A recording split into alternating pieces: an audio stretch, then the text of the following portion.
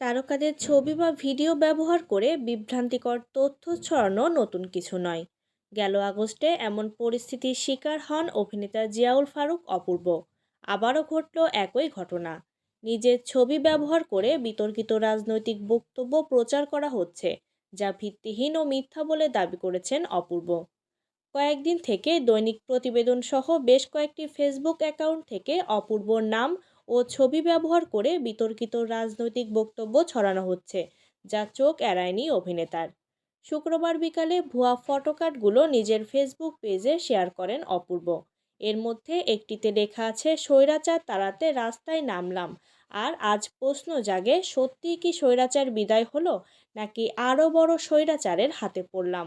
অন্য একটি ফটোকার্ডে লেখা, কোথাও স্বাধীনতা নেই, সবসময় ভয়ে থাকি কখন যে জীবনটাই শেষ হয়ে যায়।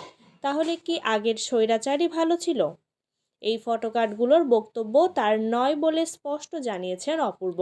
এ ধরনের ভুয়া সংবাদ ও বিভ্রান্তিকর বিবৃতি প্রকাশ থেকে বিরত থাকার অনুরোধ জানিয়ে তিনি পোস্টের ক্যাপশনে লেখেন, এই ধরনের ভুয়া নিউজ ও বিবৃতি প্রকাশে বিরত থাকুন, অন্যথায় আইনগত ব্যবস্থা নেওয়া হবে। প্রসঙ্গত, গেল আগস্টে প্রায় 7 মাস যুক্তরাষ্ট্রে কাটিয়ে দেশে ফিরে একমাত্র সন্তানকে সারপ্রাইজ দেওয়ার একটি ভিডিও সামাজিক মাধ্যমে ছড়িয়ে পড়ে। সেই ভিডিওতে বাবা ছেলের স্নেহ ভালোবাসার মুহূর্ত ফুটে উঠলেও সেটিকে কেন্দ্র করে কিছু মানুষ নোংরা ও মিথ্যা আলোচনা শুরু করেন। সে সময় যারা ভুয়া তথ্য ছড়িয়েছিলেন তাদের বিরুদ্ধে আইনি ব্যবস্থা নিয়েছিলেন অপূর্ব।